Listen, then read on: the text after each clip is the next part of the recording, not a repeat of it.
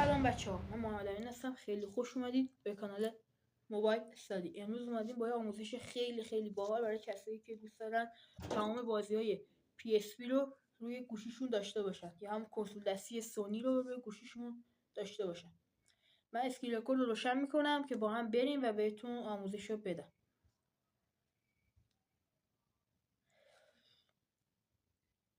ببینید دوستان، برای اینکه شما بازی PSP روی گوشیتون نصب کنید وارد مارکت میشید. یه بازار فرقی نداره و برنامه شما اینجا باید برنامه PPSSPP رو سرچ کنید. اولین برنامه که میاد رو نصب میکنید و دانلود میکنید و نصبش کنید روی گوشیتون.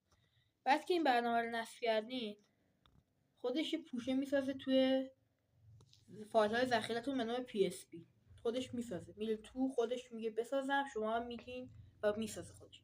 برای اینکه بتونیم بازیاشو دانلود کنیم و توی برنامه بریزیم وارد سایتمون وارد گوگل میشیم و میزنیم بازی‌های PSP. دانلود بازی‌های PSP با فرمت ایزو. بازی‌های PSP حتما باید فرمت ایزو داشته باشن تا برنامه بتونه اونها رو ران کنه. واردش میشیم. صبر می‌کنیم تا سایت بالا بیاد. می‌بینید که تمام بازی‌هایی که PSP میتونه اونها رو به راحتی بالا بیاره رو آورده. الان مثلا اینجا فیفا 14، پس 21، تمام این بازی ها رو برده. تیکن مثلا دیگه بازی های قوی داره دیگه.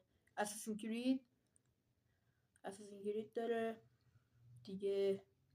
مثلا برای مثال ما میزنیم دانلود بازی اساسین کرید برای PSP. میتونه داره دانلود میشه. بعد از اینکه دانلود شد من میام اینجا و بهتون ادامه کارو میگم. بچه ما برگشتیم، بریم که ادامه رو بهتون بگم. الان ما دانلود شد، فایلمون دانلود کردم. من فایل کجا ریختم؟ ریختمش تو پوشه شیرید. خب فایل اینجا میبینید که اساسین کرید اومده برا من. اینجا میزنیم روش و باید استرکش کنیم. 2 تا فایل ما میده. استرک رو میزنید و همین اسم خودش باید باشه. به نظر من بهتره که اسم خودش باشه تا بازی بهتر اون ران کنه. زیاد طول نمیکشه، باید یکم صبر کنین تا برنامه استرک کنه. میتونید با برنامه‌های دیگه زدارشیبل و رر هم این کارو بکنید که حالا گوشی خودش داره تو فایل شخصی. من ویدیو رو استاپ میکنم که استرک شد دوباره بیام. خب بچه الان اون فایل اساسین کرید ما استرک شد و میبینید که 2 تا فایل به ما داده. 2 تا فایل بازی به ما داده. اینا رو موو میکنید و میاد وارد اون قسمت فایل های PSP که داده بهتون میشید. اون پوشه PSP تون میشید. پیداش نمیکنم من.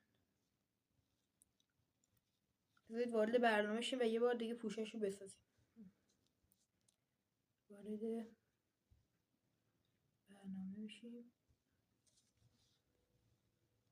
بعد که وارد برنامه شدید میزنید روش تا بالا بیاد. اینجا اوکی میزنید.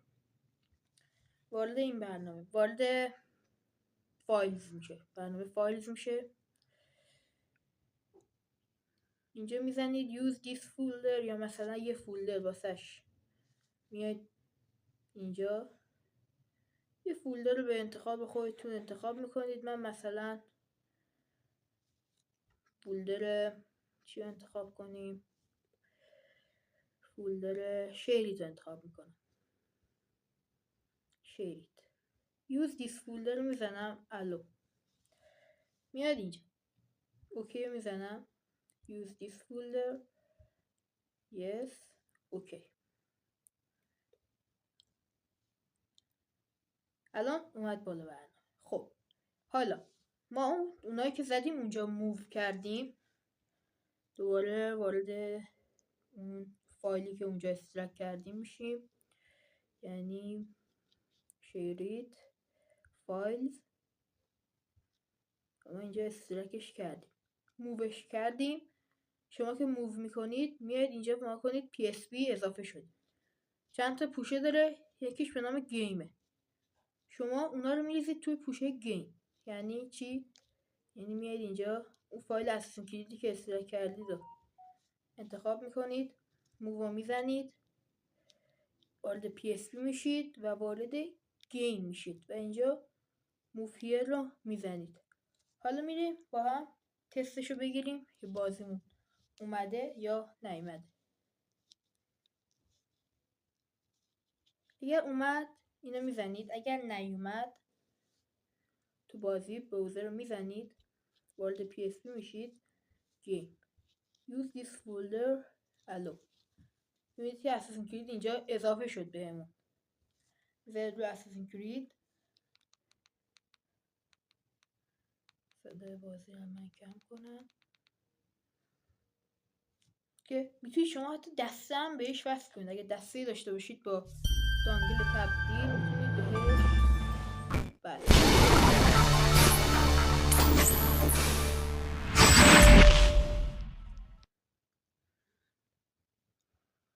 بعد اینجا دیگه میخواید موارد ذخیره شه، میتونید بزنید یس، میتونید بزنید نو، اوکی. استارت رو میزنید، دکمه استارت. بعد میگه میخوای آموزش ببینید، ما میزنیم نه. بعدش میبینید که همینطور که دارید میبینید بازی اساسین کرید با گوشی ما بالا.